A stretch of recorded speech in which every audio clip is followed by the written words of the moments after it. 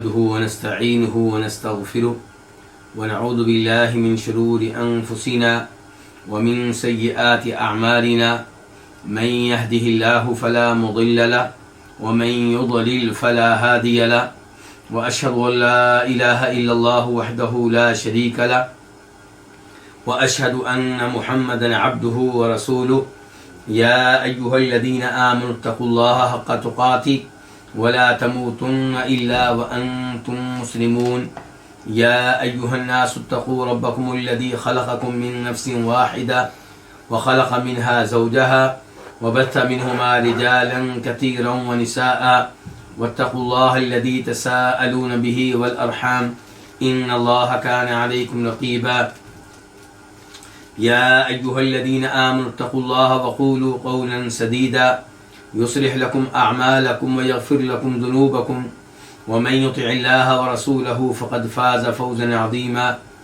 أما بعد فإن خير الحديث كتاب الله وخير الهدي هدي محمد صلى الله عليه وسلم وشر الأمور محدثاتها وكل محدثة بدعة وكل بدعة ضلالة وكل ضلالة في النار. الوافی بما فی الصحیحین، صحیح بخاری اور صحیح مسلم کی احادیث پہ مشتمل ایک عظیم کتاب 10 مقاصد میں تقسیم ہے.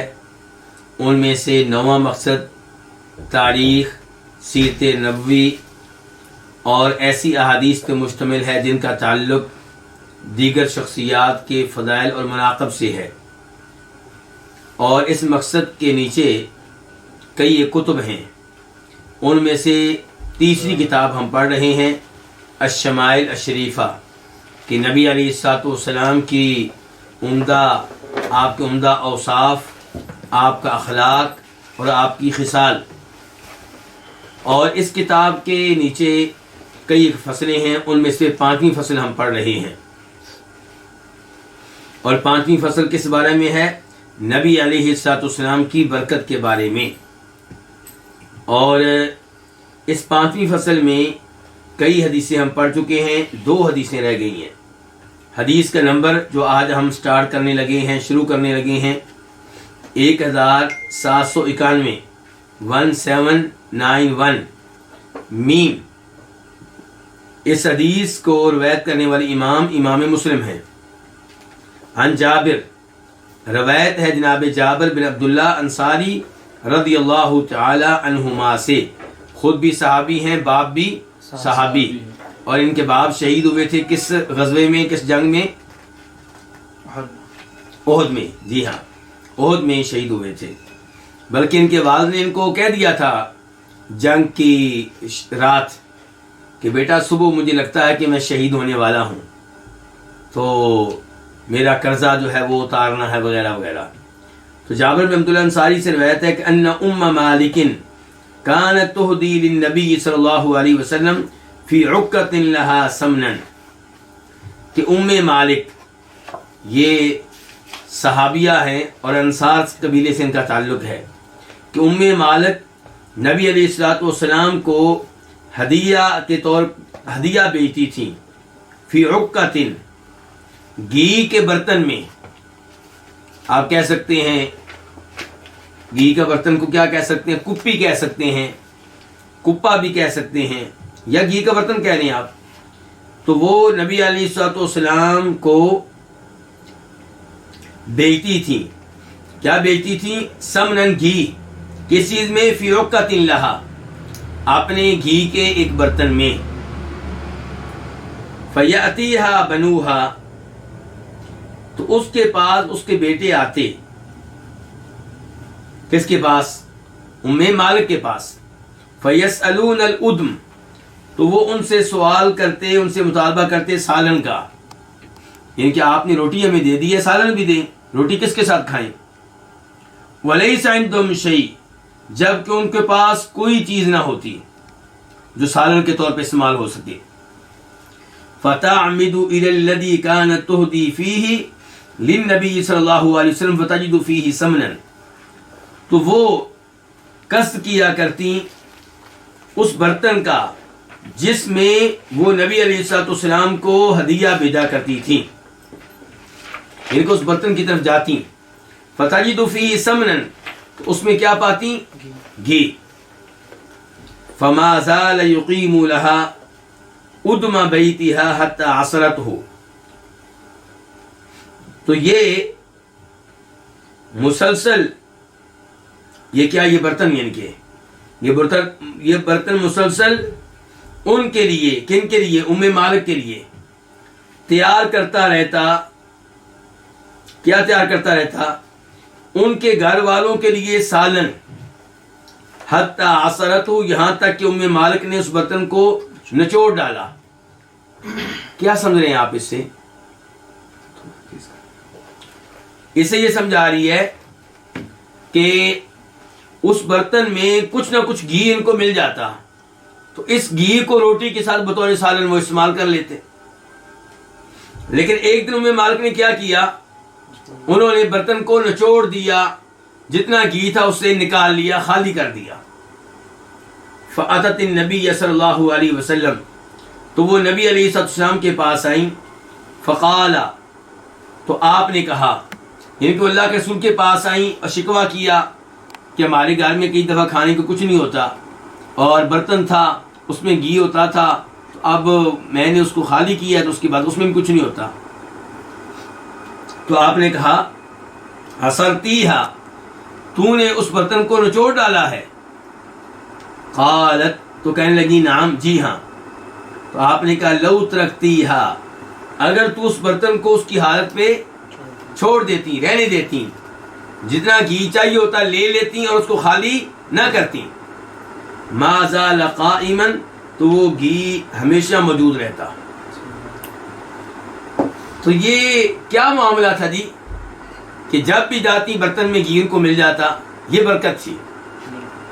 برکت کس کی؟ نبی علیہ الصلوۃ والسلام کا تبرک ہے یہ. اس کے بعد حدیث نمبر 1792 1792 میم. اس حدیث کو روایت کرنے والی امام کون سی؟ امام مسلم. عن جابر، یہ روایت بھی جابر بن عبداللہ انصاری رضی اللہ عنہما سے ہے. ان رجلا اتى النبی صلی اللہ علیہ وسلم، بے شک ایک آدمی نبی علیہ الصلوۃ والسلام کے پاس آیا، یستطعمہ، اس حال میں کہ وہ آپ سے کھانا طلب کر رہا تھا، غلہ طلب کر رہا تھا، اناج طلب کر رہا تھا. فاطعمہ شطر وسق شعیر، تو آپ نے اسے غلہ دیا، اسے اناج دیا. کتنا؟ آدھا وسق. کس کا؟ جو کا. جو کا آدھا وسق آپ نے دیا. ایک وسق کتنی مقدار کا ہوتا ہے؟ ایک وسق جو برتن ہے اس میں 60 سا آتے ہیں. کتنے آتے ہیں؟ 60. تو آپ نے کتنا دیا؟ آدھا وسق. تو کتنے سا دیا آپ نے؟ 30 سا دیے. ٹھیک ہے جی. 30 سا اور ایک سا موجودہ زمانے میں کتنے کلو گرام ہو جاتا ہے تقریباً؟ ایک اندازہ 2.5 آپ لے لیں، 2.5 کلو. اب 30 کو 2.5 میں ضرب دیں تو یہ کیا ہو گیا؟ 75 کلو گرام. کتنا ہو گیا؟ 75 کلو گرام ہو گیا تقریباً. یعنی کہ آپ نے اس آدمی کو 75 کلو گرام تقریباً دیے. کس کے؟ جو کے. فما زال الرجل یأکل منہ وامرأته وضیفہما، تو وہ آدمی مسلسل اس سے کھاتا رہا. کس سے؟ جو کی اس مقدار سے. وامرأته، اور اس کی بیوی بھی. وضیفہما، اور ان کے مہمان بھی. حتی کالہ، یہاں تک کہ اس نے اس غلے کو، اس اناج کو کیا کیا؟ ماپا. اس نے کہا ماپتے ہیں، یہ ختم نہیں ہو رہا، یہ کتنا ہے پتہ تو چلے.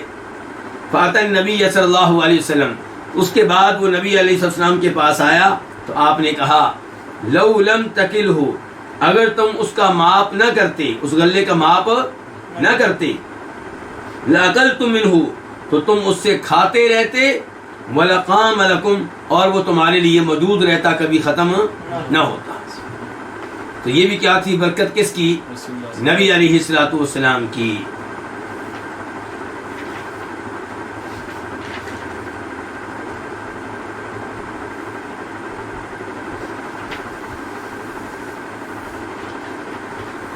اور یہاں سے آپ یہ بھی اندازہ کریں کہ صحابہ اکرام کی حالت کیا تھی کہ ام مالک کے پاس جب بیٹے آتے کھانے کے لیے تو سالن موجود نہیں ہوتا تھا، پھر وہ اس برتن میں سے تھوڑا بہت گھی ان کو مل جاتا وہ دیا کرتی تھی، اور وہ بھی اللہ کے رسول کی برکت سے۔ اگر وہ بھی نہ ہوتی تو پھر کیا ہوتا؟ آج ہم لوگ ہر وقت نیا سے نیا سالن کھاتے ہیں، کبھی ہم بکری کا گوشت کھا رہے ہوتے ہیں، کبھی گائے کا، کبھی اونٹ کا، کبھی چکن کا، کبھی یہ سبزی، کبھی وہ سبزی، کبھی یہ دال، کبھی وہ دال۔ الفصل السادس، چھٹی فصل، اس میں کیا؟ الخصائص، نبی علیہ الصلوۃ والسلام کی خصوصیات، آپ کی خصوصیات، یعنی کہ وہ امور جو خاص ہیں کس کے ساتھ؟ نبی علیہ الصلوۃ والسلام کے ساتھ، وہ یعنی کہ شان، وہ امور جو آپ کے ساتھ ہی تعلق رکھتے ہیں۔ اس میں پہلا باب تفضیلہ صلی اللہ علیہ وسلم علی جمیع الخلائق، آپ علیہ الصلوۃ والسلام کو ساری مخلوقات پہ فضیلت دینا۔ کتنی مخلوقات پہ؟ ساری۔ فضیلت کس نے دی ہوگی؟ اللہ رب العزت نے۔ تو یہ جو عنوان قائم کیا، اس کا مطلب یہ ہوا کہ اللہ نے آپ کو ساری مخلوقات کی فضیلت دے رکھی ہے۔ لیکن یہ الفاظ ایسے نہیں ہیں کہ جن پہ سب کا اتفاق ہو، کیونکہ واضح طور پہ ہمیں ایسی دلیل نہیں ملتی جس کی وجہ سے ہم یہ کہیں کہ نبی علیہ الصلوۃ والسلام ساری مخلوقات سے افضل ہیں۔ قرآن کی کوئی آیت یا نبی علیہ السلام کی کوئی حدیث ہمیں واضح طور پہ اس معاملے میں نہیں ملتی۔ تمام انسانوں میں آپ سب سے افضل ہیں، اس میں کوئی شبہ نہیں، لیکن ساری مخلوقات سے افضل، اس کی اگر آپ یہ کہیں کہ واضح دلیل دیں قرآن کی آیت سے یا صحیح حدیث سے، تو ایسی کوئی چیز میرے علم میں نہیں ہے۔ اس لیے کچھ ایسے علماء کرام ہیں جو ایسا لفظ استعمال کرنے سے گریز کرتے ہیں۔ اگر میں بھول نہیں رہا تو ان میں سے ایک شیخ ابن عثیمین بھی ہیں، سعودی عرب کے بہت بڑے مفتی، عالم، مفسر، فقیہ، جو تقریباً 25 سال پہلے، 20 سال پہلے فوت ہوئے ہوں گے۔ تو جہاں تک مجھے یاد پڑتا ہے کہ انہوں نے اپنی کسی کتاب میں اس مسئلے پہ گفتگو کی ہے کہ کیا یہ لفظ استعمال کرنا چاہیے یا نہیں۔ عام طور پہ علماء کرام استعمال کرتے ہیں۔ حدیث کا نمبر کیا؟ 1793، 1793۔ آپ یہ دیکھیں کہ اللہ تعالیٰ نے قرآن کریم میں کیا کہا؟ وَلَقَدْ كَرَّمْنَا بَنِي آدم، آگے کیا ہے؟ وَحَمَلْنَاهُمْ فِي الْبَرِّ وَالْبَحْرِ، آگے وَرَزَقْنَاهُم مِّنَ الطَّيِّبَاتِ وَفَضَّلْنَاهُمْ عَلَىٰ كَثِيرٍ مِّمَّنْ خَلَقْنَا تَفْضِيلًا۔ اللہ تعالیٰ، یہ سورہ بنی اسرائیل ہے، 15واں پارہ۔ اللہ تعالیٰ کہہ رہے ہیں ہم نے آدم کے بیٹوں کو، ان کے انسان کو بڑی عزت دی ہے، بڑا مقام دیا ہے اسے، اور ہم نے ان کو سوار کیا ہے کس پہ؟ سمندر میں بھی، کشتیوں پہ، اور زمین خشکی میں بھی، اونٹوں پہ، گھوڑوں پہ، وغیرہ وغیرہ۔ اس کے بعد کیا کہا؟ اور ہم نے ان کو پاکیزہ رزق بھی دیا ہے، اور ہم نے ان کو بہت سی مخلوقات پہ فضیلت دی ہے۔ یہ نہیں کہا سب پہ، کیا کہا ہے؟ وَفَضَّلْنَاهُمْ عَلَىٰ كَثِيرٍ مِّمَّنْ خَلَقْنَا تَفْضِيلًا، اور ہم نے انسانوں کو بہت سی مخلوقات پہ فضیلت دی ہے۔ عام طور پہ لوگ سمجھتے ہیں کہ انسان شاید ہر مخلوق سے افضل ہے، لیکن اللہ نے کھل کے یہ بات نہیں کہی۔ اللہ نے کہا کہ ہم نے انسان کو بہت سی مخلوقات پہ فضیلت دی ہے۔ اسی لیے عقیدے کی کتب میں آپ یہ گفتگو بھی پڑھیں گے، کیا کہ فرشتے افضل ہیں یا نیک انسان افضل ہیں؟ جو کافر ہیں ان کو تو کسی کھاتے میں نہیں ہے نا، ان کا تو کوئی تذکرہ ہی نہیں کرنا ہم نے۔ لیکن فرشتے افضل ہیں یا انسانوں میں سے جو نیک اور اللہ کے ولی ہیں وہ افضل ہیں؟ اس مسئلے میں باقاعدہ اختلاف پایا جاتا ہے علماء کرام کے ہاں۔ اور ہمیں یہی امید ہے کہ انشاءاللہ انبیاء کرام علیہ الصلوۃ والسلام فرشتوں سے کیا ہے؟ افضل ہیں. ہمیں یہی امید ہے.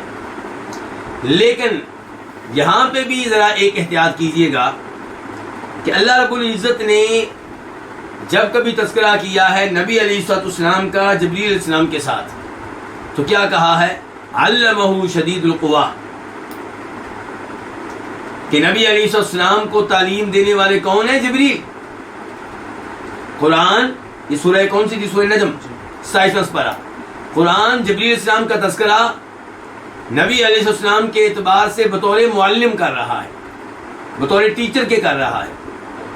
اور پھر وہ حدیث بھی آپ سب کو معلوم ہوگی کہ جب نماز فرض ہوئی ہے معراج کے بعد تو جبریل علیہ السلام باقاعدہ آئے ہیں آپ کو نماز کی تعلیمات دینے کے لیے، اور اس کے لیے باقاعدہ وہ آپ کے امام بن کر آپ کو نماز پڑھاتے رہے. امام کون بنا ہے؟ جبریل بنے. تو کہنے کا مطلب یہ ہے کہ موضوع حساس ہے. یہ موضوع کیا ہے؟ آپ ایسے موضوع پہ گفتگو کرتے ہوئے ذرا احتیاط سے کام لیں، بس اتنی سی بات ہے.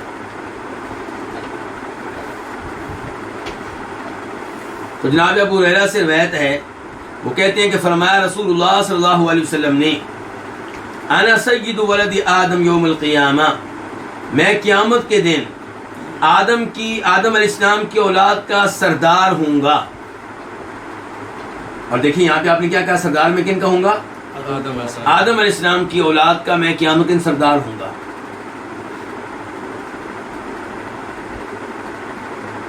تو کیا دنیا میں آپ سردار نہیں ہیں انسانوں کے؟ علماء کرام کہتے ہیں ان الفاظ کا مطلب یہ ہے کہ قیامت کے دن آپ کی سرداری سب کے لیے واضح ہو جائے گی. اس دن آپ کی سرداری کو ہر کوئی تسلیم کر لے گا. دنیا میں کئی تسلیم نہیں کرتے. اور انہی الفاظ سے یاد آیا کہ مسلم شریف کی حدیث ہے کہ آپ نے کہا کہ میں قیامت کے دن آدم علیہ السلام کی اولاد کا سردار ہوں گا. پھر آپ لوگوں سے پوچھا جانتے ہو کیوں، کیسے، کس لیے؟ لوگوں نے کہا جی اللہ کے رسول بہتر جانتے ہیں. تو پھر آپ نے تذکرہ کیا کہ لوگ سب کے سب اللہ ان کو جمع کرے گا ایک میدان میں، سورج بہت قریب ہوگا، اپنے اپنے گناہوں کے مطابق پسینے میں ڈوبے ہوئے ہوں گے، اور پھر لوگ مختلف انبیاء کرام علیہم السلام سے رابطہ کریں گے تاکہ وہ اللہ کے ہاں شفاعت کریں. کوئی بھی شفاعت کرنے کے لیے تیار نہیں ہوگا. بالآخر شفاعت کون کریں گے؟ جناب محمد رسول اللہ صلی اللہ علیہ وسلم. تو یہ آپ کی سرداری کی ایک صورت اور ایک شکل ہے. وَأَوَّلُ مَن يَنشَقُّ عَنُ الْقَبْرِ، اور آپ فرما رہے ہیں کہ میں پہلا ہوں گا جس کی قبر کیا ہوگا؟ پھٹے گی اور میں باہر نکلوں گا. یعنی کہ سب سے پہلے اپنی قبر سے نکلنے والا روز قیامت میں ہوں گا. تو یہ بھی سرداری کی ایک شکل و صورت ہے. وَأَوَّلُ شَافِعٍ، اور میں سب سے پہلے شفاعت کرنے والا ہوں گا. تو سب سے پہلے شفاعت اللہ کے ہاں کون کریں گے؟ نبی علیہ السلام. پھر باقی لوگوں کو بھی موقع ملے گا، لیکن شفاعت عظمیٰ، بڑی شفاعت، اور سب سے پہلے شفاعت کرنے والے کون ہوں گے؟ جناب محمد رسول اللہ صلی اللہ علیہ وسلم. وَأَوَّلُ مُشَفَّعٍ، اور میں سب سے پہلا وہ شخص ہوں گا جس کی شفاعت قبول کی جائے گی. پہلے نمبر پہ شفاعت کرنے والا بھی میں، اور پہلے نمبر پہ جس کی شفاعت قبول ہوگی وہ بھی میں.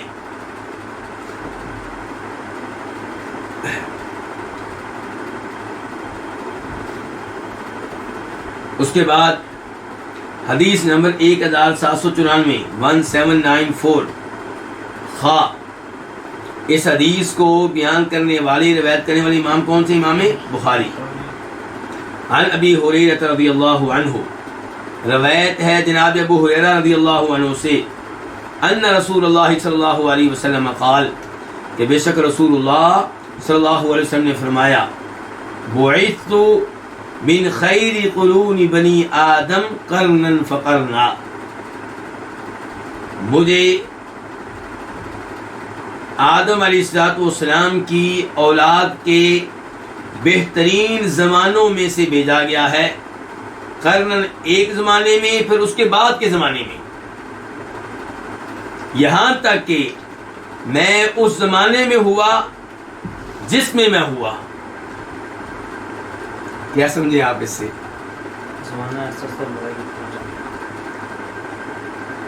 آپ یہ ارشاد فرما رہے ہیں، آپ کی حدیث کا مفہوم یہ ہے کہ ہر زمانے میں مجھے بہترین لوگوں میں بھیجا گیا۔ ابراہیم علیہ السلام کے زمانے میں میں اپنے باپ ابراہیم علیہ السلام کی پشت میں تھا، اور وہ اپنے زمانے کے بہترین فرد تھے۔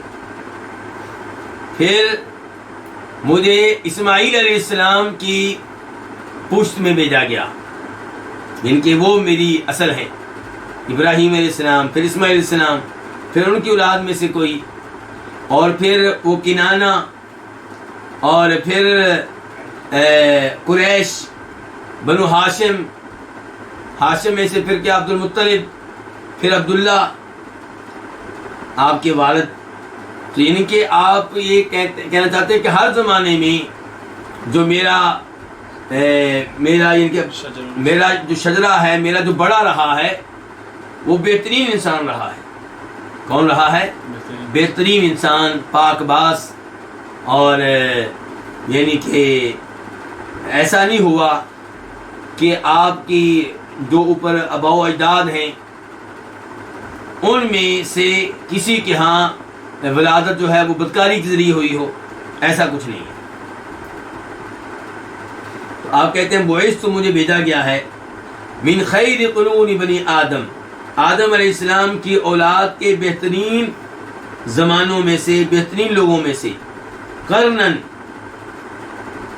ایک زمانے میں، فقرنن پھر اس کے بعد کے زمانے میں، حتی کنت یہاں تک کہ میں ہوا، من القرنی اس زمانے میں سے، الذی کنت فی جس میں ہوا،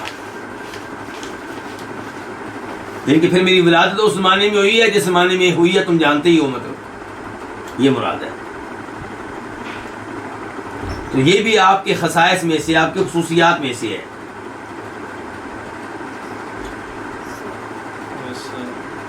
لیکن اس کا مطلب یہ نہ لیا جائے کہ آپ علیہ السلام کے آباء و اجداد میں سے کوئی ایسا نہیں تھا جو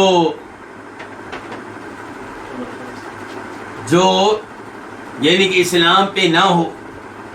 آزر کو لے لیں، صحیح بات یہ ہے کہ ابراہیم علیہ السلام کے کیا ہیں؟ والد ہیں، تو اس لحاظ سے وہ نبی علیہ السلام کے آباء و اجداد میں آتی ہیں۔ کون؟ آزر۔ تو وہ کردار کے لحاظ سے، پاک دامنی کے لحاظ سے بالکل ٹھیک ہے، لیکن ایمان، اسلام اور کفر کے لحاظ سے وہ ایمان اور اسلام کی دولت سے محروم تھی۔ ابراہیم علیہ السلام نے ان کو بہت تبلیغ کی ہے، مسلمان کرنے کی بہت کوشش کی ہے، لیکن مسلمان نہیں ہوئے۔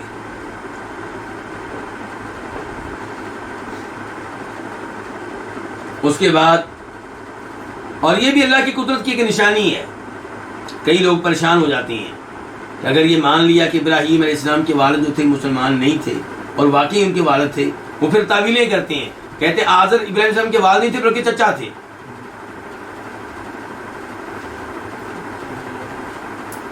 تو اس میں کوئی پریشانی والی بات نہیں، یہ اللہ کی قدرت کی نشانیاں ہیں۔ اللہ چاہے تو آزر کے گھر میں ابراہیم پیدا کرے علیہ السلام، اور چاہے کہ تو نوح علیہ السلام کے گھر میں ایک نافرمان بیٹے کو، کافر بیٹے کو پیدا کرے، یہ اللہ کی قدرت کی نشانیاں ہیں۔ اس کے بعد حدیث نمبر 1795 1795 قاف، اس حدیث کے بیان کرنے پہ اتفاق ہے کس کس کا؟ امام بخاری کا اور امام مسلم کا۔ عن ابی ہریرہ رضی اللہ عنہ ان رسول اللہ صلی اللہ علیہ وسلم قال، جناب ابو ہریرہ سے روایت ہے کہ بے شک رسول اللہ صلی اللہ علیہ وسلم نے فرمایا، ان مثلی و مثل الانبیاء من قبلی، بے شک میری مثال اور مجھ سے پہلے نبیوں کی مثال، کمثل رجل، اس آدمی کی مثال کی طرح ہے، بنا بیتن، جس نے ایک گھر بنایا، فاحسنہ واجملہ، تو اسے حسین و جمیل بنایا، بہترین بنایا، الا موضع لبنۃ من زاویۃ، سوائے ایک اینٹ کی جگہ کے، من زاویۃ ایک جانب، گھر کے ایک جانب، گھر کی 4 جوانب ہوتی ہیں نا، تو گھر کی ایک جانب ایک اینٹ کی جگہ کے کہ وہ خالی پڑی ہے، اس میں کچھ اینٹ نہیں لگی ہوئی. فجعل الناس یطوفون به، تو لوگ اس گھر کا طواف کرنے لگے، نہیں، اس گھر کے چکر لگانے لگے. کس لیے؟ دیکھنے کے لیے، یعنی کہ دیکھ کے حیران ہو رہے ہیں، بار بار چکر لگاتے ہیں، ادھر سے دیکھتے ہیں ادھر سے دیکھتے ہیں، وزٹ کرنے کے لیے آتے ہیں. وَيَعْجَبُونَ لَهُ، اور اس پہ تعجب کرتے ہیں. کس پہ؟ اس گھر کے حسن و جمال پہ. وَيَقُولُونَ، اور ساتھ ساتھ یہ بھی کہتے ہیں کہ هَلَّا وُضِعَتْ هَذِهِ اللَّبِنَةُ، یہ اینٹ کیوں نہیں لگائی گئی، یہ جگہ کیوں خالی رکھی گئی ہے؟ قال، تو آپ علیہ السلام فرماتے ہیں فَأَنَا النَّبِلَةُ، وہ اینٹ میں ہوں. آپ نے یہاں پہ تشبیہ دی ہے انبیاء کرام علیہم السلام کو، کس سے؟ ایک محل سے، ایک بہترین گھر سے. اس محل کی ہر اینٹ کیا ہے؟ نبی ہے. تو اب وہ گھر جو ہے مکمل ہو چکا ہے، سارے نبی آ چکے ہیں، گھر مکمل ہو چکا ہے، نبوت کا گھر، رسالت کا گھر، ایک اینٹ باقی رہ گئی ہے. تو وہ جب میں آ گیا ہوں تو وہ میں اینٹ ہوں، جب وہ لگا دی گئی تو اب وہ گھر مکمل ہو گیا. اب کسی نئے نبی کی ضرورت نہیں ہے اور اس کے لیے کوئی راستہ بھی نہیں ہے، اس کی کوئی جگہ نہیں ہے. فَأَنَا اللَّبِنَةُ، تو میں وہ اینٹ ہوں جس نے اس محل کو، اس گھر کو کیا کر دیا؟ مکمل کر دیا ہے. وَأَنَا خَاتَمُ النَّبِيِّينَ، یا انا خاتم النبیین، کہ میں سلسلہ نبوت، میں نبیوں کے سلسلے کو ختم کرنے والا ہوں. میرے اوپر نبوت کا اختتام ہو گیا، میرے بعد اب کوئی نبی نہیں آئے گا. اور یہ قرآن کریم کی اس آیت کے عین مطابق ہے کہ ما کان محمد ابا احد من رجالکم ولکن رسول اللہ خاتم النبیین وکان اللہ بکل شیء علیم. سورہ احزاب، کہ محمد تمہارے مردوں میں سے کسی کے باپ نہیں ہے، لیکن وہ اللہ کے رسول ہیں اور نبیوں میں سے آخری نبی ہیں. تو یہ بھی آپ کی خصوصیت ہوگی کیا؟ کہ نبوت کا اختتام آپ پہ ہوا ہے، آپ خاتم النبیین ہیں. تو اس چیز پہ ایمان لانا نہایت ضروری ہے.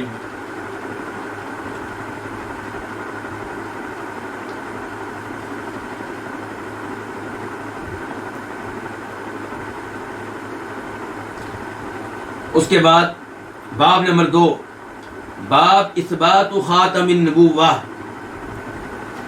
مہر نبوت کا اثبات، یعنی کہ یہ اس بات کا ثبوت کہ مہر نبوت تھی. کیا تھی؟ یعنی کہ آپ کے جسم کے پیچھے مہر نبوت تھی. حدیث نمبر 1796، 1796 قاف. اس حدیث کے بیان کرنے پہ اتفاق ہے کس کا؟ امام بخاری کا اور امام مسلم کا. عن السائب بن یزید، روایت ہے کس سے؟ سائب بن یزید سے. اور یہ سائب بن یزید کندی ہے، چھوٹے صحابہ کرام میں سے ہیں. انہوں نے اپنے والد کے ساتھ مل کے وہ حج کیا تھا جس حج میں نبی علیہ الصلوۃ والسلام حج کروا رہے تھے، جس حج میں آپ کیا تھے؟ حاجیوں کے امام تھے. اور اس وقت ان کی عمر تقریباً 7 سال تھی. کن کی؟ کب؟ اللہ کے رسول کے حج کے موقع پہ. قال، یہ کہتے ہیں ذہبت بی خالتی الی النبی صلی اللہ علیہ وسلم، میری خالہ مجھے نبی علیہ الصلوۃ والسلام کے پاس لے گئی. فقالت، تو انہوں نے کہا، کنہوں نے؟ خالہ جان نے کہا، یا رسول اللہ، اللہ کے رسول، ان ابن اختی وادع، بے شک میرا بانجا وادع بیمار ہے، مریض ہے. فمسح رأسی، تو آپ نے میرے سر پہ اپنا ہاتھ پھیرا. ودعا لی بالبرکہ، اور میرے لیے برکت کی دعا کی. ثم توضا، پھر آپ نے کیا کیا؟ وضو کیا. فشربت من وضوئہ، تو میں نے آپ کے وضو کا پانی پیا. لفظ یہاں پہ کیا وضو، واؤ کے اوپر کیا ہے زبر. جب واؤ کے اوپر زبر و فتح ہو تو پھر وضو کا مطلب ہوتا ہے وضو کے لیے پانی، اور جب واؤ کے اوپر پیش ہو وضو تو اس کا مطلب ہوتا ہے وضو کرنا. فشربت من وضوئه، تو میں نے آپ کے وضو کے پانی میں سے پیا. ثم قمت خلف ظهره، پھر میں آپ کی پشت کے پیچھے کھڑا ہوا. فنظرت الى خاتم النبوہ، تو میں نے مہر نبوت کی طرف دیکھا. بین کتفیہ، جو آپ کے دونوں کندھوں کے بیچ میں تھی. مثل زر الحجلہ، میں نے دلہن کی مسہری کے بٹن کی طرح کی چیز دیکھی. دلہن کی مسہری جانتے ہیں آپ لوگ؟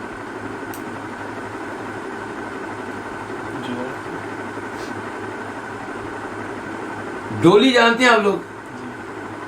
ڈولی جانتے ہیں؟ یعنی کہ جس میں دلہن کو بٹھا کر، یعنی کہ ایک گھر سے اس گھر میں لے کر جاتے تھے جہاں اس کی اب شادی ہوئی ہے. تو آپ نے دیکھا ہوگا کہ وہ ڈولی سجی ہوئی ہوتی تھی، ایسے ہی سجی ہوئی ہوتی تھی. تو ایسے ہی وہ بیڈ، وہ چارپائی، وہ جگہ جہاں پہ دلہن کو بٹھاتے تھے، اس کے بھی دائیں بائیں پردے ہوتے تھے، اور بڑے خوبصورت قسم کے، مزین قسم کے، نقش و نگار والے، اور بٹن لگے ہوتے تھے، بڑے بڑے خوبصورت، بڑے اور خوبصورت بٹن بھی ہوتے تھے. جی، تو صاحب بن یزید کہتے ہیں کہ میں نے مہر نبوت کو دیکھا. وہ کیسی تھی؟ اس کا سائز کیا تھا؟ دلہن کی مسہری کے بٹن کی طرح. اور دوسرا معنی اس کا کیا گیا ہے کبوتری کے انڈے کی طرح. جتنا کبوتری کا انڈا ہوتا ہے اتنی مہر نبوت تھی. الحجلہ کا معنی یا آپ کیا کریں گے کبوتری، یا آپ کیا کریں گے دلہن کی مسہری.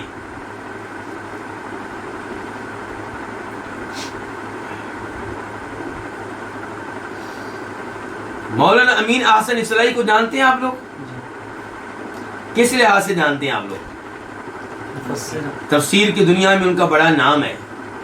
ایسے ہی ہے، ان کی تفسیر ادھر ہے، یہ مجھے دکھائیں ذرا تاکہ میں لوگوں کو دکھا سکوں. یہ نہیں یاد، اس کے لیے نہیں، یہ ان کی نہیں ہے لیکن ویسے لے ہیں، یہ بھی لے ہیں. یہ تفسیر ہے دی تدبر قرآن. ایسے ہی انہوں نے ایک کتاب لکھی، اس کے نام ہے تدبر حدیث. بیٹھے، تدبر حدیث، اس میں حدیث کے اوپر گفتگو کی گئی ہے. تدبر قرآن میں کس کے اوپر گفتگو کی گئی ہے؟ قرآن کے اوپر. تو یہ مولانا امین احسن اصلاحی جو ہیں، انہوں نے بہت سی احادیث کا انکار کیا ہے. ان میں سے ایک یہ بھی ہے مہر نبوت کا انکار. کبھی کہتے ہیں کہ بیان کرنے والا یہ جو صاحب بن یزید، یہ تو بچہ سا تھا، اس کو کیا پتا، یہ ان کے الفاظ نہیں ہے، مفہوم یہی ہے مطلب.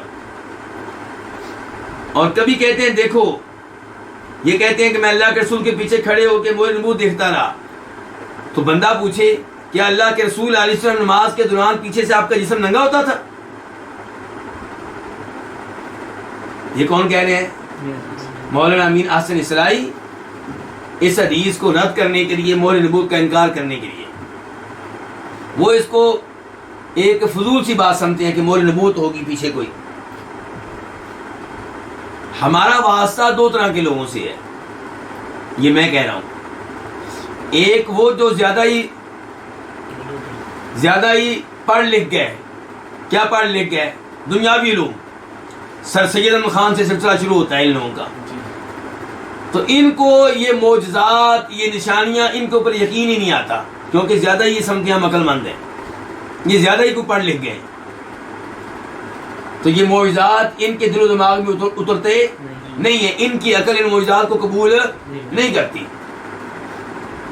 سر سید احمد خان تو تقریباً سارے معجزات کے منکر ہیں تقریباً، لیکن یہ لوگ کسی کو مان لیا، کسی معجزے کو نہ مانا. دوسری طرف ہمارا واسطہ پڑا اس قوم سے جو معجزات بیان کرنے میں اتنے ماہر ہیں کہ ان کے معجزات ہی ختم نہیں ہوتے، اور اب اولیاء کی کرامات ختم نہیں ہوتی.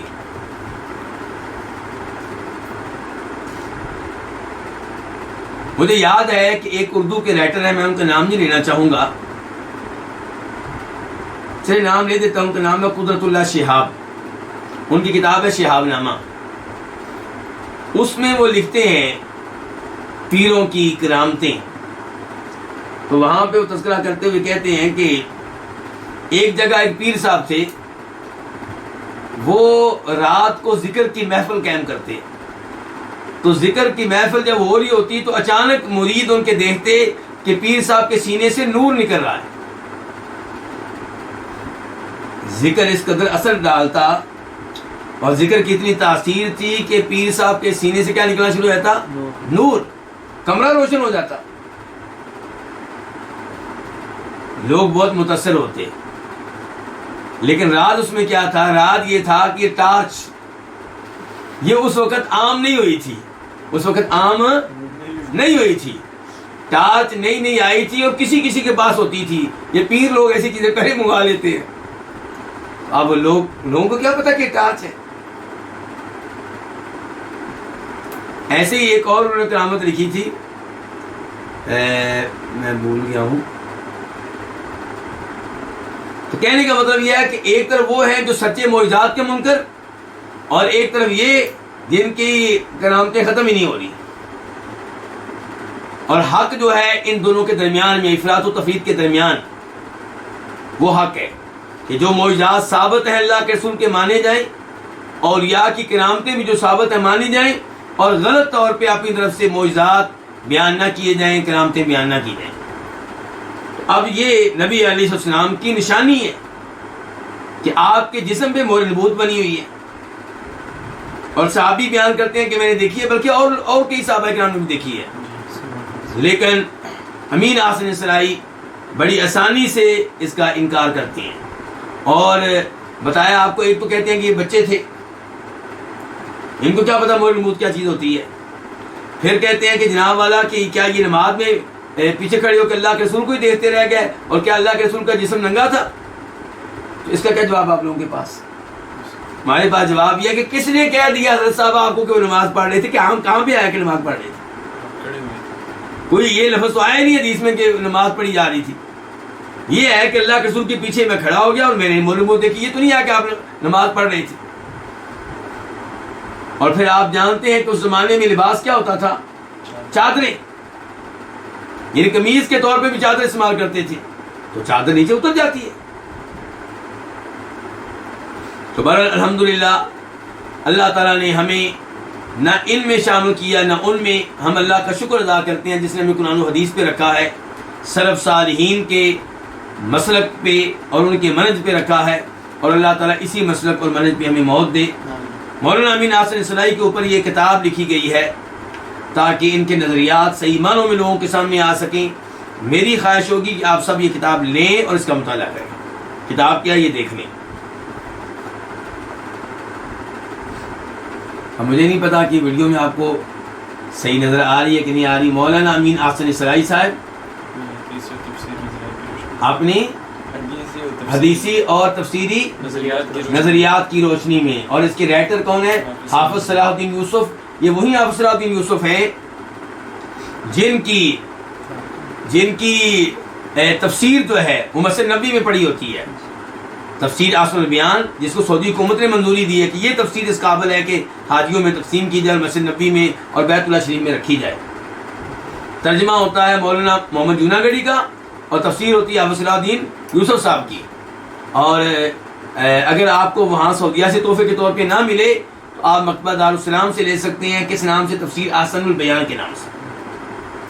اور یہ وہی حافظ صلاح الدین یوسف صاحب ہیں جنہوں نے مولانا مودودی کی کتاب خلافت و ملوکیت کے اوپر بڑا شاندار رد لکھا ہے۔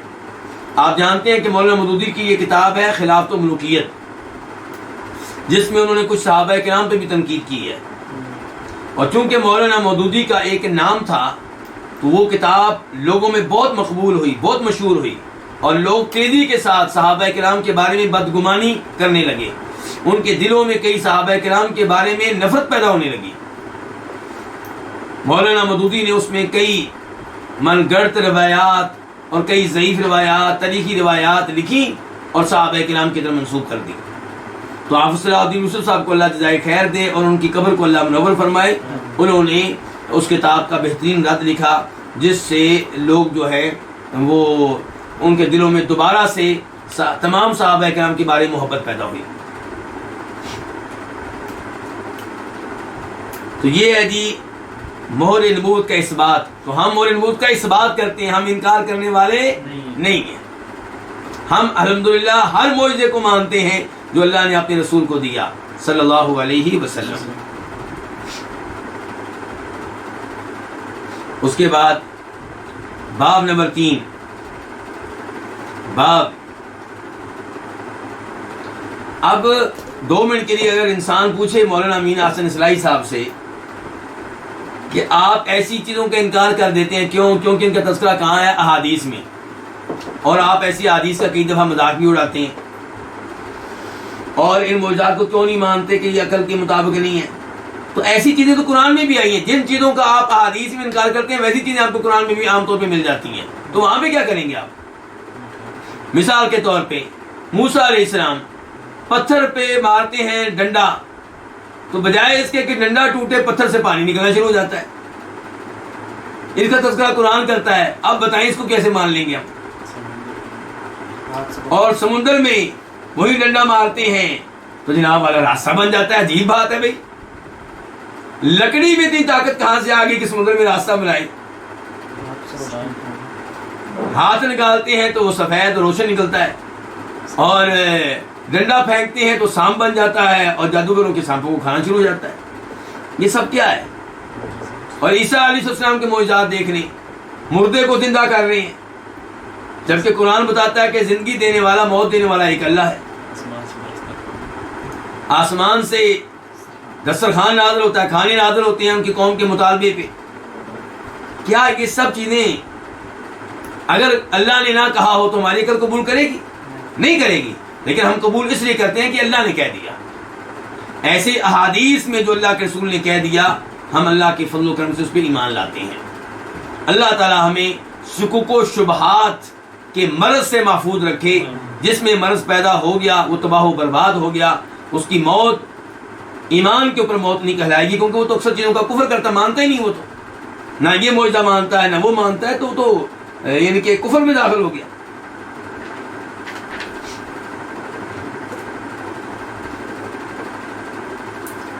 اس لیے آپ لوگ جڑے رہیں کس کے ساتھ؟ ان علماء کرام کے ساتھ جو قرآن و حدیث کے مطابق درس دیتے ہیں۔ مجھے بڑی خوشی ہوئی، ایک بہن ہماری الوافی کے درس میں شریک ہیں، اور وہ بتا رہی تھی کہ میں فلاں عالم دین کا یہ کورس بھی کر رہی ہوں، وہ بھی کر رہی ہوں، پہلے وہ بھی کیا تھا، اب بھی کر رہی ہوں، تاکہ میں جڑی رہوں۔ مجھے بہت خوشی ہے ان کی بات سن کے۔ تو یہ الوافی کا دورہ آپ کریں گے، یہ ختم ہونے والا ہے، اس کے بعد کوئی اور دورہ، چاہے میرے ساتھ کسی اور قابل اعتبار عالم دین کے ساتھ، لیکن جڑے رہیں۔ روزانہ کی بنیاد پہ یہ پٹرول، یہ غذا جو روح کے لیے ضروری ہے، اس کو حاصل کرتے رہیں۔ اللہ ہم سب کو توفیق دے۔ تو یہ کیا باب نمبر 3، باب اسلام و شیطان النبی صلی اللہ علیہ وسلم، نبی علیہ السلام کے شیطان کا کیا ہونا؟ مسلمان ہونا۔ ہر انسان کے ساتھ ایک شیطان ہوتا ہے، تو آپ کے ساتھ جو شیطان ہے اس کا مسلمان ہو جانا، آپ کا فرما بردار بن جانا۔ حدیث نمبر 1797 1797 میم، اس حدیث کو روایت کرنے والے امام کون سے؟ امام مسلم۔ عن عائشہ زوج النبی صلی اللہ علیہ وسلم، روایت ہے ام المؤمنین عائشہ سے جو کہ وائف ہیں کس کی؟ نبی علیہ الصلوۃ والسلام کی۔ ان رسول اللہ صلی اللہ علیہ وسلم خرج من عندها لیلا، بے شک رسول اللہ صلی اللہ علیہ وسلم نکلے من عندها ان کے پاس سے، کن کے پاس سے؟ ام المؤمنین عائشہ کے پاس، ان کے گھر سے نکلے، لیلا رات کے وقت۔ اس کا مطلب یہ ہے کہ اللہ کے رسول کی وہ رات عائشہ کے گھر میں تھی، لیکن آپ رات کو نکل گئے، باہر چلے گئے۔ قالت، تو کہتی ہیں کون؟ ام المؤمنین عائشہ، فغیرت علیہ، تو میں آپ کے معاملے میں غیرت میں مبتلا ہو گئی۔ غیرت کیا؟ کہ یہ ان کے ذہن میں آئی بات کہ شاید آپ کسی اور بیوی کے پاس رات کو چلے گئے ہیں۔ فجاء، تو آپ آئے، فرآ ما اصنع، تو آپ نے دیکھا جو میں کر رہی ہوں. کیا مطلب؟ آپ نے دیکھا کہ میں غصے میں ہوں بڑے، میں کیا ہوں؟ بڑے غصے میں ہوں، اور غصے کی وجہ سے کہ میرا برا حال ہے. فقالت، تو آپ نے کہا ما لک یا عائشہ، تمہیں کیا ہے عائشہ؟ اغیرتی، کیا غیرت میں مبتلا ہو گئی ہو؟ فقلت، تو میں نے کہا وما لی لا یغار مثلی علی مثلک، اور مجھے کیا ہے کہ میرے جیسی آپ جیسے کے معاملے میں غیرت میں مبتلا نہ ہو. آپ جیسا شوہر ہو جس سے ہر بیوی محبت کرتی ہو، اور میرے جیسی لڑکی ہو جس کی سوکنی ہے، تو مجھے غیرت کیوں نہ آئے آپ کے معاملے میں؟ اور مجھے کیا ہے کہ میرے جیسی آپ جیسے کے معاملے میں غیرت میں مبتلا نہ ہو. فقال رسول اللہ صلی اللہ علیہ وسلم، تو فرمایا رسول اللہ صلی اللہ علیہ وسلم نے، اقد جاءکی شیطانک، کیا تمہارے پاس تمہارا شیطان آیا ہے؟ شیطان نے وسوسے ڈالے ہیں تمہارے ذہن میں، اس نے کوئی غلط فہمی پیدا کر دی ہے. قالت، ام المومنین کہنے لگی یا رسول اللہ، اے اللہ کے رسول، ابا معی شیطان، کیا میرے ساتھ کوئی شیطان ہے؟ قال نعم، آپ نے کہا بالکل. قلت، میں نے کہا ومع کل انسان، اور ہر انسان کے ساتھ ہوتا ہے شیطان، ہر انسان کے ساتھ ایک شیطان ہوتا ہے. قال نعم، آپ نے کہا بالکل. غور کیجئے، یہاں پہ یہ مقام غور ہے کہ میں اور آپ جہاں کہیں جاتے ہیں ہمارے ساتھ کون ہوتا ہے؟ ایک شیطان ہوتا ہے. صبح و شام ہمیں گناہ کی طرف آمادہ کرتا رہتا ہے، صبح و شام ہمیں دھوکے دیتا ہے، کہتا ہے کر لو یہ گناہ، بعد میں توبہ کر لینا، ابھی بڑی عمر پڑی ہے.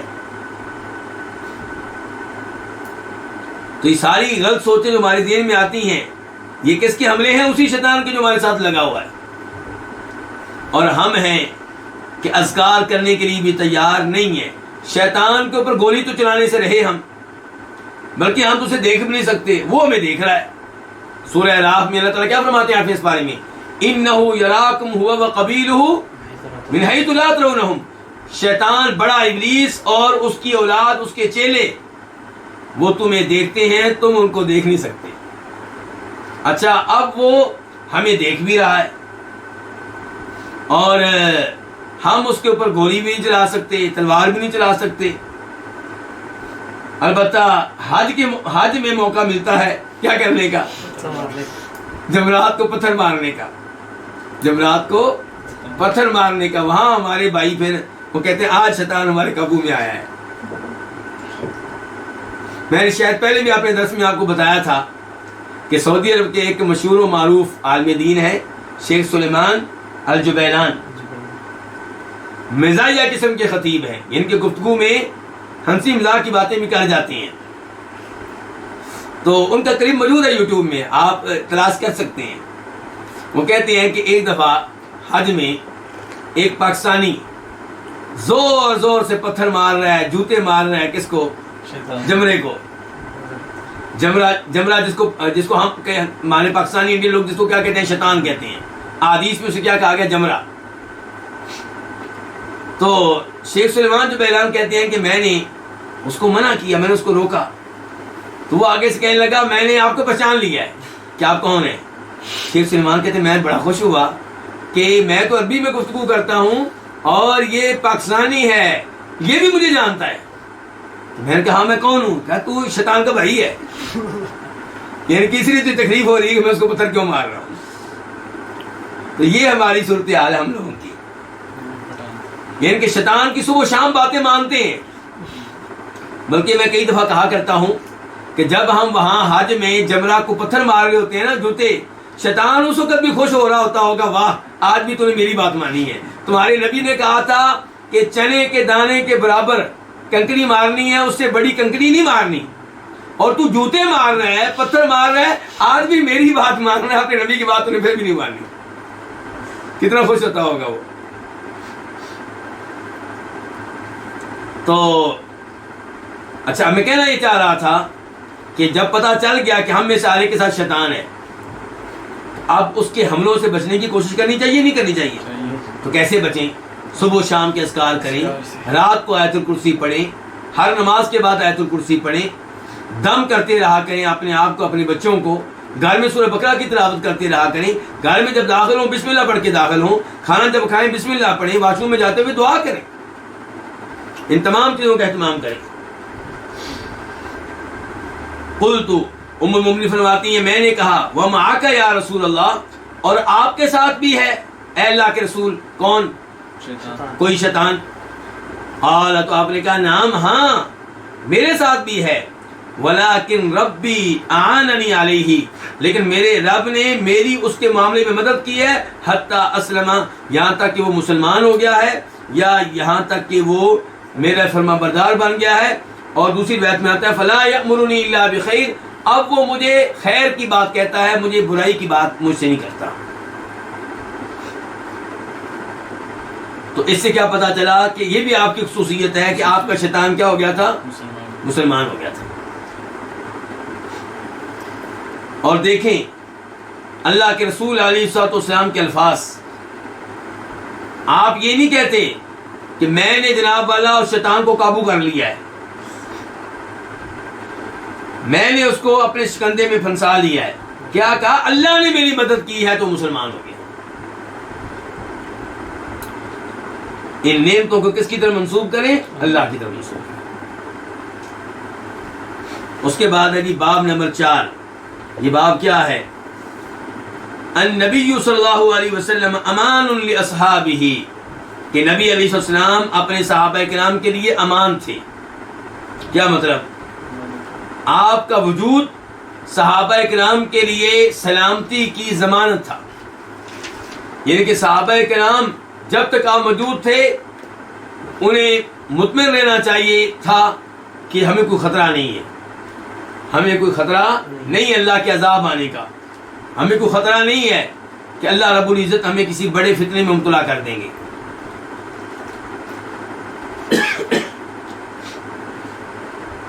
حدیث نمبر 1798 1798 میم۔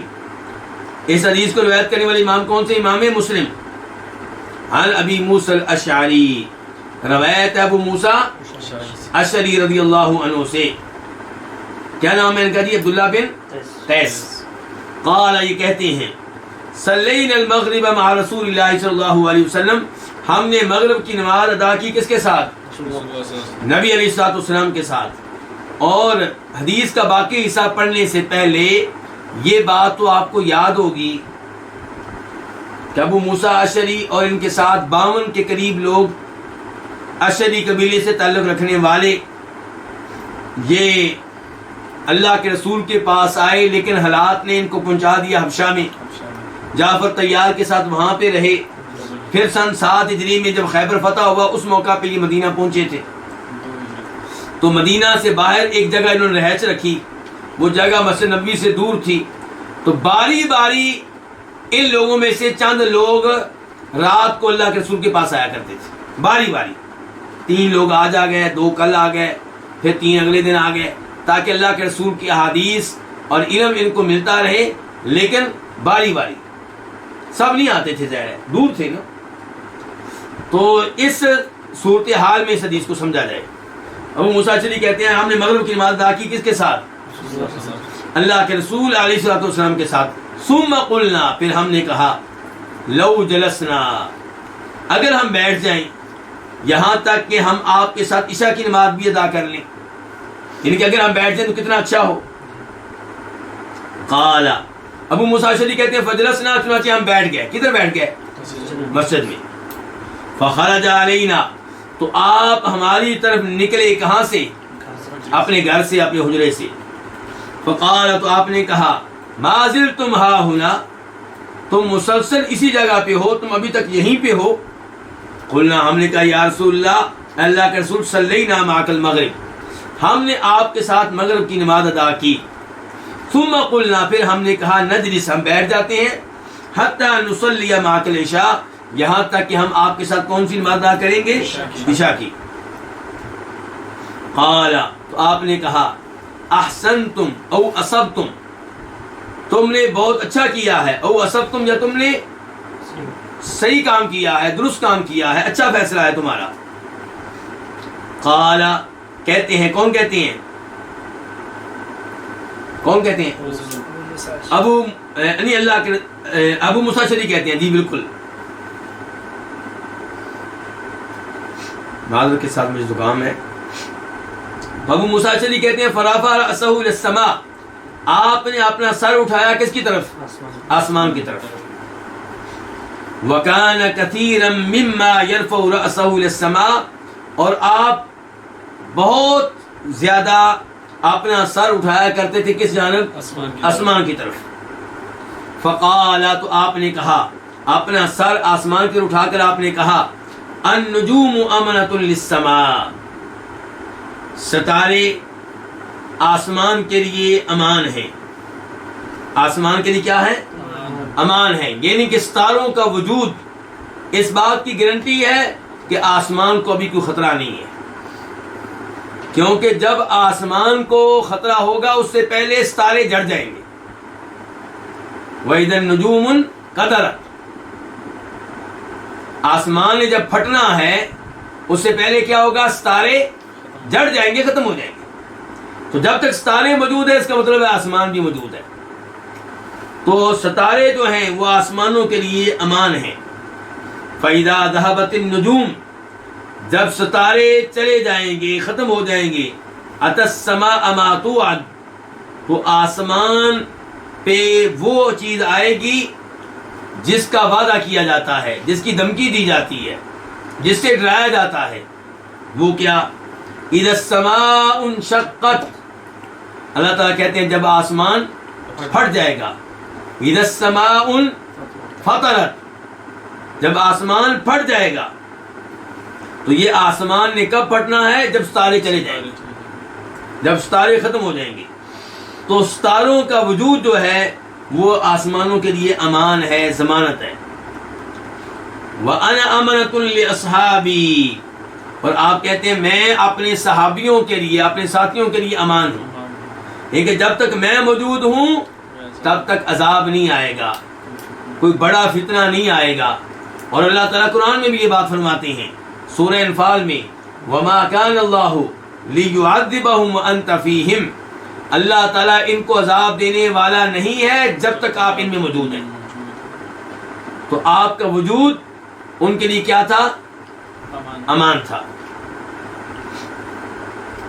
فَإِذَا ذَهَبْتُ، آپ فرماتے ہیں جب میں چلا جاؤں گا، یعنی کہ فوت ہو جاؤں گا، أَتَى أَصْحَابِي مَا يُوعَدُونَ، تو میرے ساتھیوں کے پہ آئے گا، میرے ساتھیوں پہ آئے گا، کیا آئے گا؟ ما یوعدون، وہ چیزیں آئیں گی جن سے ان کو ڈرایا گیا ہے. کیا مطلب؟ فتنے شروع ہو جائیں گے، لڑائیاں شروع ہو جائیں گی، کوئی مرتد ہو رہا ہے، کئی جھوٹے نبی نکل آئے ہیں، عجیب طرح کی ازمائشیں شروع ہو جائیں گی. وَأَصْحَابِي أَمَنَةٌ لِأُمَّتِي، اور میرے صحابی جو ہیں وہ میری امت کے لیے امان ہیں. میرے صحابہ کا وجود میری امت کے لیے کیا ہے؟ امان ہے. فَإِذَا ذَهَبَ أَصْحَابِي، جب میرے صحابی چلے جائیں گے، أَتَى أُمَّتِي مَا يُوعَدُونَ، تو میری امت پہ وہ کچھ ہوگا، میری امت کے پاس وہ کچھ آئے گا جس کی ان کو دھمکی دی جاتی ہے، جس کی ان کو وارننگ دی جاتی ہے. وہ کیا؟ فتنے، اور کیا؟ بدعتیں. تو طرح طرح کی چیزیں اور آزمائشیں شروع ہو جائیں گی. پھر تو یہ بھی آپ کی خصوصیت ہے کہ آپ کا وجود آپ کے صحابہ کرام کے لیے کیا تھا؟ امان تھا. اس کے بعد باب نمبر 5، یہ باب کیا ہے؟ باب خصائص متنوعہ، مختلف قسم کی خصوصیات. حدیث نمبر 1799، 1799 میم. اس حدیث کو روایت کرنے والے امام کون سے؟ امام مسلم. عن ابی ہریرہ، روایت ہے جناب ابو ہریرہ سے، ان رسول اللہ صلی اللہ علیہ وسلم قال، کہ بے شک رسول اللہ صلی اللہ علیہ وسلم نے فرمایا، فضلت علی الانبیاء ب60، مجھے نبیوں پہ 6 چیزوں کے ساتھ فضیلت دی گئی ہے. 6 امور میں مجھے نبیوں پہ کیا دی گئی ہے؟ فضیلت دی گئی ہے، ان پہ برتری دی گئی ہے، ان پہ فوقیت دی گئی ہے۔ وہ کون سی 6 چیزیں ہیں؟ اعطیت جوامع الکلم، مجھے جامع ترین الفاظ اور کلمات اور کلام دیا گیا ہے، یعنی مجھے اللہ نے صلاحیت دی ہے کہ میں ایسی جامع قسم کی گفتگو کرتا ہوں، الفاظ کم ہوتے ہیں، جملے کم ہوتے ہیں، لیکن ان کا معنی مفہوم وسیع ہوتا ہے۔ اس کی مثال دیں گے آپ کوئی؟ اللہ کے رسول نے فرمایا تھا صلی اللہ علیہ وسلم، من احدث فی امرنا ھذا ما لیس منہ فہو رد، جو ہمارے اس دین میں کوئی نیا کام نکالے تو نیا کام کیا ہے؟ ریجیکٹ ہے، مردود ہے، ناقابل قبول ہے۔ ہاں جی، یہ الفاظ کتنے لمبے چوڑے ہیں؟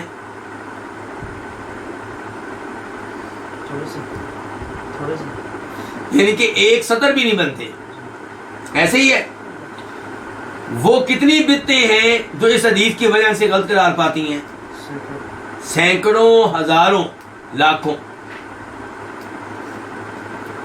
اللہ کے رسول صلی اللہ علیہ وسلم نے یہ نہیں کہا کہ 11ویں میرے بعد شروع ہوگی بدعت ہوگی، تیجا شروع ہوگا بدعت ہوگا، 7واں 40واں برسی عرس یہ سارے کام بدعت ہوں گے۔ نہیں، آپ نے نام نہیں لیے، آپ نے ایک اصول دے دیا، جامع اتنی الفاظ بول دیے، بجائے اس کے کہ ایک ایک بدعت کا نام لے۔ اگر آپ ایک ایک بدعت کا نام لیتے تو پھر قرآن کریم کے برابر ایک اور کتاب ہوتی جس میں بدعتوں کے نام ہوتے، بدعت نمبر 1، بدعت نمبر 2، بدعت نمبر 3۔ نہیں، ایسا نہیں ہے۔ آج لوگ پوچھتے ہیں اچھا آپ کہتے ہیں کام غلط ہے، دلیل دیں اس کی، آپ کہاں پہ آیا کہ غلط ہے؟ ابھی چند دن پہلے میرا کہیں درس تھا تو اس میں نے عید میلاد النبی صلی اللہ علیہ وسلم کا تذکرہ کیا، تو کہتے ہیں آپ کہہ رہے ہیں کہ عید میلاد النبی نہیں منانی چاہیے، کیا دلیل ہے اس کی؟ کوئی ہے کوئی قرآن، کس قرآن کی آیت میں کہا گیا، کس حدیث میں کہا گیا؟ تو پھر میں نے ان کے سامنے ایسی ہی آیات اور حدیث رکھی جن سے یہ پتہ چلتا ہے کہ ایسے نئے کام دین میں ممنوع ہیں۔ تو کہنے کا مطلب یہ ہے کہ یہ جو الفاظ ہیں آپ کے جامع قسم کے ہیں، شامل قسم کے، اس میں ہر قسم کی بدعت شامل ہو گئی ہے، داخل ہو گئی ہے۔ کیا کہ جس نے بھی ہمارے اس دین میں نیا کام نکالا وہ نیا کام کیا ہے؟ ریجیکٹ، مردود، ناقابل قبول ہے۔ تو یہ میں نے ایک مثال دی، ایسے ہی آپ اس کو لے لیں، انما الاعمال بالنیات، بجائے اس کے کہ آپ یہ کہتے کہ نماز کے لیے نیت ضروری ہے، وضو کے لیے نیت ضروری ہے، غسل جنابت کے لیے نیت ضروری ہے، روزے کے لیے نیت ضروری ہے، حج کے لیے نیت ضروری ہے، آپ نے کہہ دیا انما الاعمال بالنیات۔ جتنے بھی اعمال ہیں ان کا دار و مدار کس پہ ہے؟ نیت پہ ہے۔ یعنی کہ اگر آپ وضو کرتے ہیں اور نیت وضو کرنے کی نہیں ہے تو وضو نہیں ہوا۔ ہمارے حنفی علماء کرام کیا کہتے ہیں کہ وضو نیت کے بغیر ہو جاتا ہے، لیکن اللہ کے رسول کیا فرما رہے ہیں؟ نہیں، عمل کا دار و مدار کس پہ ہے؟ نیت پہ۔ نماز آپ پڑھتے ہیں لیکن نماز پڑھنے کی نیت نہیں ہے، آپ تو ویسے کسی کو طریقہ سکھا رہے تھے، تو پھر بعد میں آپ کہتے ہیں چلو جی 4 رکھتے ہیں تو میں نے پڑھی نہیں، زور کا وقت تھا، میری زور کی نماز ہو گئی۔ ہم کہیں گے نہیں، آپ کی نیت نماز پڑھنے کی نہیں تھی، آپ کی نیت تھی صرف طریقہ نماز سکھانے کی۔ ہاں اگر آپ نیت 2 کر لیتے کہ میں زور کی نماز بھی پڑھ رہا ہوں اور تم لوگ طریقہ بھی دیکھ لو بھائی، پھر ٹھیک تھا، پھر ہو جاتی، لیکن آپ کی نیت تھی صرف طریقہ سکھانے کی۔ اب آپ کہتے ہیں جناب زور کا وقت تھا تو میری زور کی نماز ہو گئی، ہم کہیں گے نہیں، کیونکہ اللہ کے رسول نے کہا انما الاعمال بالنیات۔ گرمیوں کے دنوں میں دوپہر کے وقت آپ باہر سے آئے اور مسلمان کی عادت ہے منہ ہاتھ بھی ایسے دھوتا ہے جیسے وضو کر رہا ہو، کئی لوگوں کی عادت ہے وہ منہ ہاتھ بھی دھوئیں تو وضو کا پورا طریقہ اختیار کرتے ہیں۔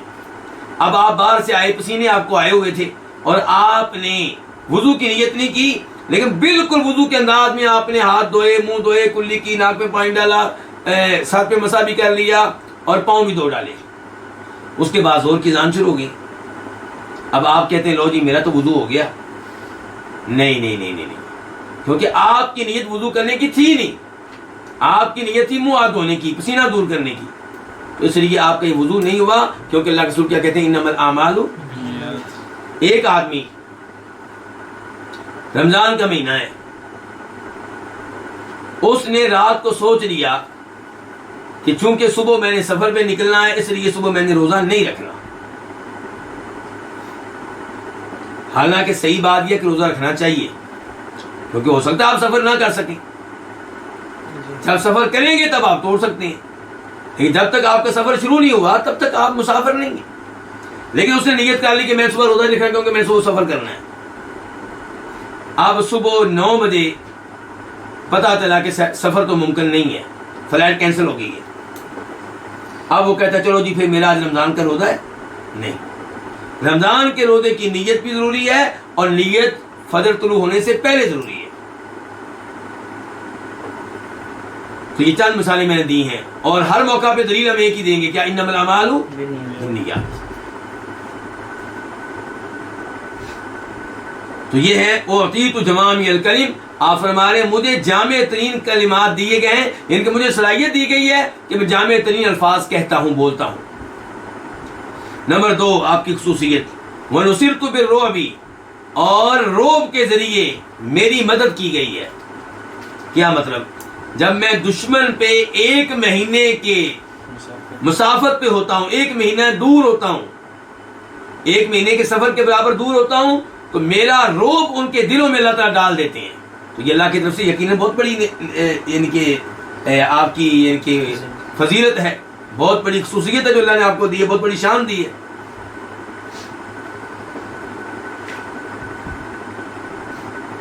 نمبر 3 وَأُحِلَّتْ لِيَ الْغَنَائِمُ، اور میرے لیے مال غنیمت حلال کر دیا گیا ہے.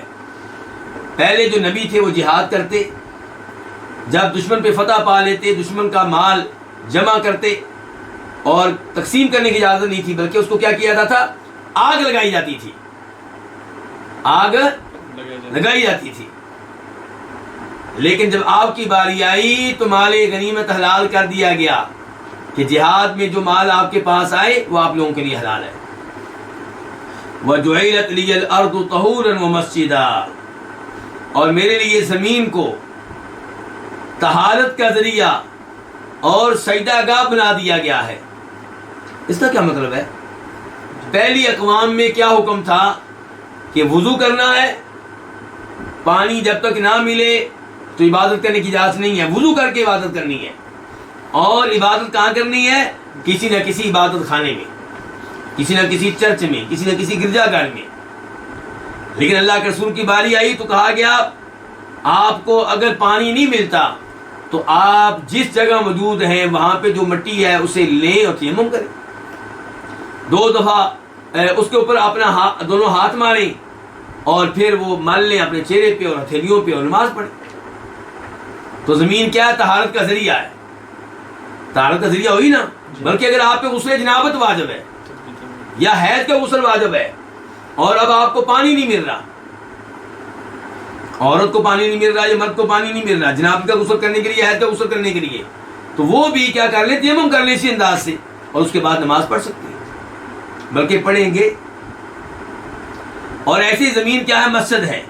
جہاں پہ بھی نماز کا وقت ہو جائے وضو کر کے، پانی نہیں ملتا تیمم کر کے آپ نماز پڑھ سکتے ہیں. مسجد میں جانا ضروری نہیں ہے، اگر وہاں پہ مسجد موجود نہیں ہے تو آپ کھلے میدان میں نماز پڑھ سکتے ہیں. تو آپ کہتے ہیں میرے لیے زمین کو کیا بنا دیے؟ طہارت کا ذریعہ اور سجدہ گاہ. وَأُرْسِلْتُ إِلَى الْخَلْقِ كَافَّةً،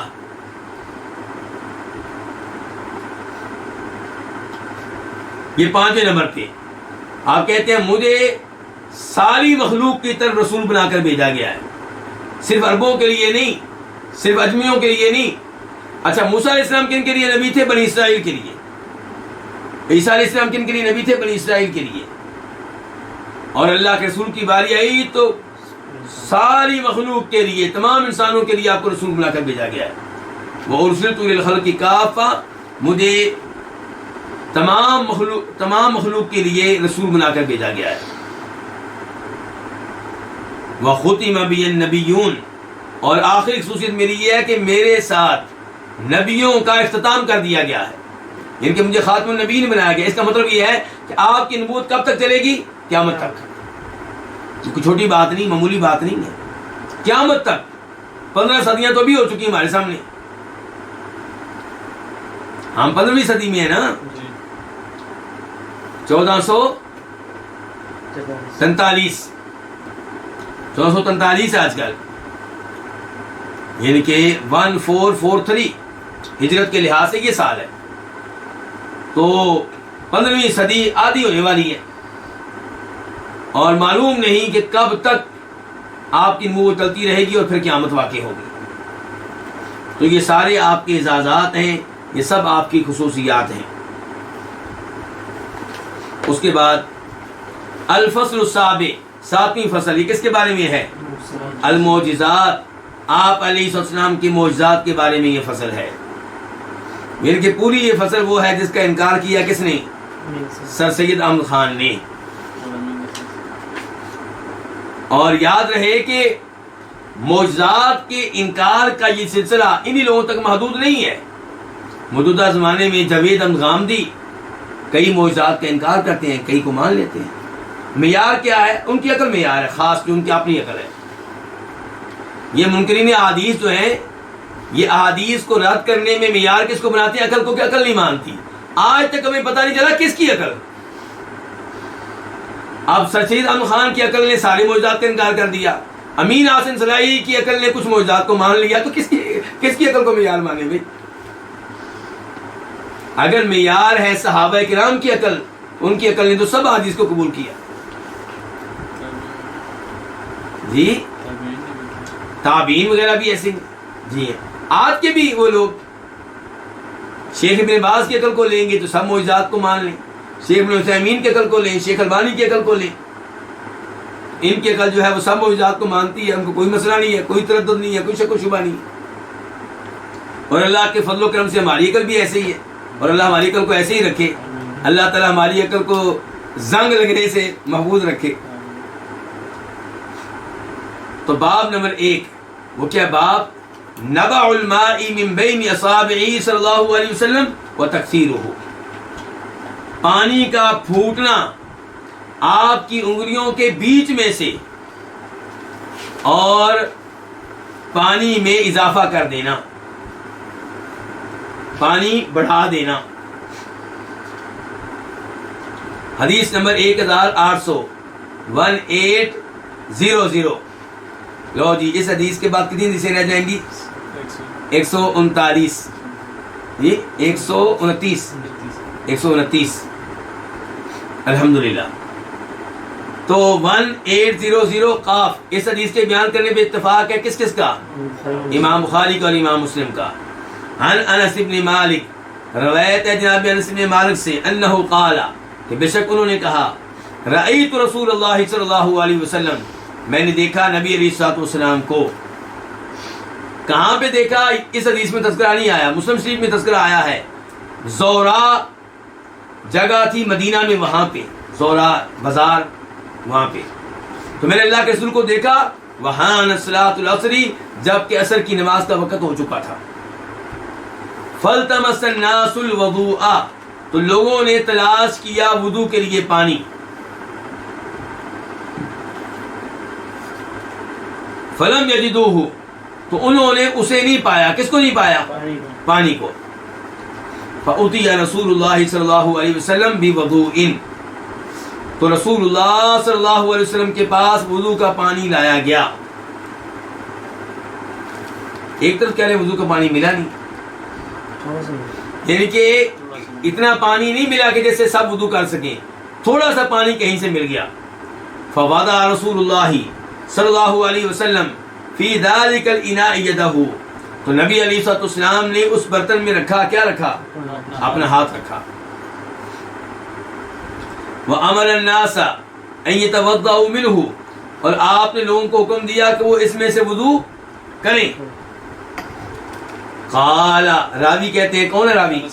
انس بن مالک کہتے ہیں، فَرَأَيْتُ الْمَاءَ، تو میں نے پانی دیکھا، يَنبُعُ، کہ وہ پھوٹ رہا ہے، مِن تحت اصابعہ، آپ کی انگلیوں کے نیچے سے، حتی توضؤ، یہاں تک کہ ان سب نے وضو کیا، من عند آخرہم، اپنے آخری آدمی تک۔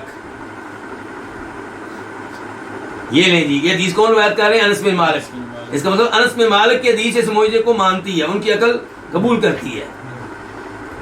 انس بن مالک کی عقل اس معجزے کو، اور اس حدیث کو روایت کس نے کیا؟ امام بخاری نے۔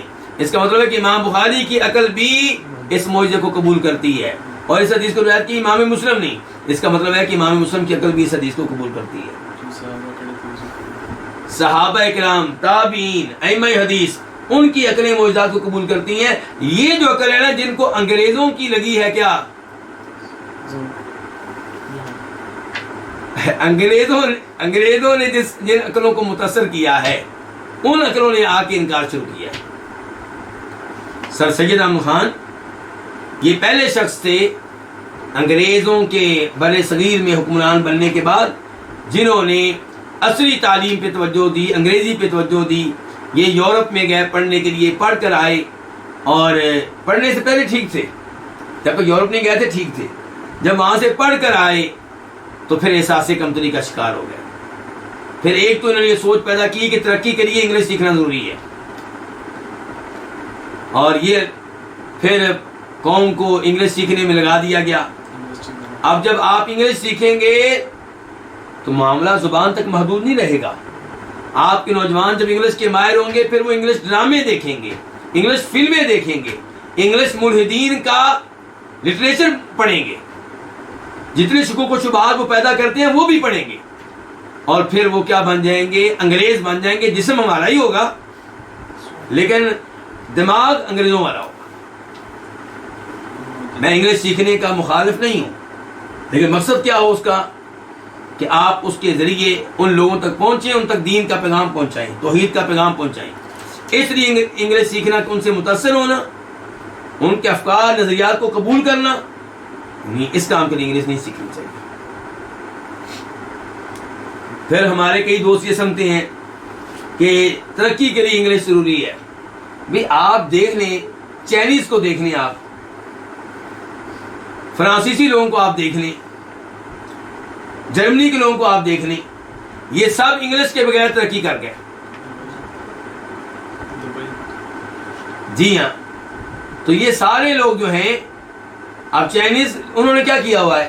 انہوں نے 1000 کے قریب لوگ رکھے ہوئے ہیں جو انگلش کے ماہر ہیں۔ جب بھی انگلش میں کوئی نئی کتاب آتی ہے جو ان کے کام کی ہو، اس کا وہ چائنیز زبان ترجمہ کر دیتے ہیں۔ اب ترجمہ کرنے والے کتنے لوگ ہوتے ہیں؟ 2-3، باقی پوری قوم سکون میں ہے، راحت میں، آرام میں ہے۔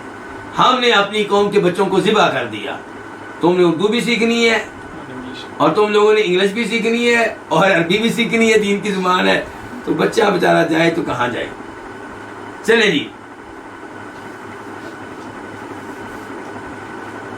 اقبال نے کیا کہا تھا؟ قوم سیکھ رہی ہے انگریزی، میں وہ شعر بھول گیا ہوں، چلے تو وہی کچھ ہوا جس کا خطرہ محسوس کیا تھا اقبال نے۔ تو اب کیا آگے 1801 خا، اس حدیث کو روایت کرنے والے بھی امام بخاری ہیں۔ عن عبداللہ بن مسعود، روایت ہے جناب عبداللہ بن مسعود سے، وہ کہتے ہیں کنا نعد الآیات برکہ، ہم نشانیوں کو، معجزات کو برکت خیال کیا کرتے تھے۔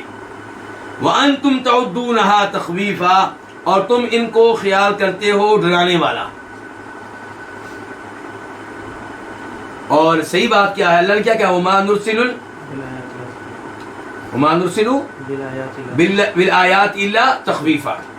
اللہ تعالیٰ کہتے ہیں سورہ بنی اسرائیل میں 15 پارے میں کہ ہم نشانیاں بھیجتے ہیں ڈرانے کے لیے، خبردار کرنے کے لیے کہ سنبھل جاؤ، ایمان لے آؤ، تکذیب و تردید نہ کرو ہمارے نبی کی۔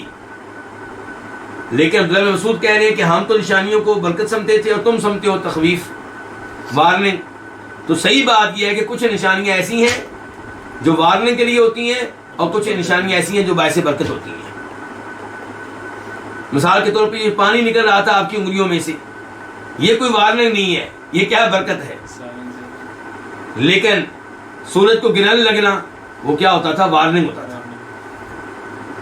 تو عبداللہ بن مسعود کہتے ہیں کہ ہم نشانیوں کو، آیات کا معنی یہاں پہ کیا ہے؟ نشانیاں، معجزات، ہم نشانیوں کو خیال کرتے تھے برکت، اور تم ان کو خیال کرتے ہو کیا؟ وارننگ، ڈرانے والا۔ کنا مع رسول اللہ صلی اللہ علیہ وسلم فی سفر، ہم اللہ کے رسول علیہ السلام کے ساتھ تھے ایک سفر میں۔ فقل الماء، تو پانی کم ہو گیا۔ فقال، تو آپ نے کہا اطلبوا فضلة مما، کچھ بچا ہوا پانی تلاش کرو. پانی کم ہے لیکن کسی کے پاس بچا ہوا پانی ہو تو لے کر آؤ. اطلبوا طلب کرو تلاش کرو فضلۃ من ماء کچھ بچا ہوا پانی. فجاؤوا بإناء تو وہ ایک برتن لے کر آئے. فیہ ماء قلیل اس میں تھوڑا سا پانی تھا. فادخل یدہ فی الاناء تو آپ علیہ السلام نے اپنا ہاتھ داخل کیا کس میں؟ اس برتن میں. ثم قال پھر آپ نے کہا حی علی الطہور المبارک آؤ پاک بابرکت پانی کی طرف. آؤ پاک بابرکت پانی کی طرف. والبرکۃ من اللہ اور برکت کس کی طرف سے ہے؟ برکت پیدا کرنے والا اللہ ہے. برکت پیدا کرنے والے اللہ کے رسول نہیں ہیں. والبرکۃ من اللہ فلقد رأیت الماء البتہ تحقیق میں نے پانی دیکھا. ینبع وہ پھوٹ رہا تھا. من بین اصابع رسول اللہ صلی اللہ علیہ وسلم نبی علیہ السلام کی انگلیوں کے بیچ میں سے. وَلَقَدْ كُنَّا اور البتہ تحقیق کننا نسمع ہم سنا کرتے تھے تسبیح الطعام کھانے کے سبحان اللہ کہنے کی آواز کو. وَهُوَ يُؤْكَلُ جبکہ کھانا کھایا جا رہا ہوتا تھا. یعنی کہ اللہ کے رسول کھانا کھا رہے ہوتے تھے اور کھانے سے آوازیں آ رہی ہوتی تھی کس کی؟ سبحان اللہ کی. تو یہ سارے کیا ہیں؟ آپ کے معجزات ہیں. اللہ رب العزت سے دعا ہے کہ اللہ تعالی ہمیں صحیح معنوں میں نبی علیہ السلام کی ذات پہ ایمان لانے کی توفیق دے.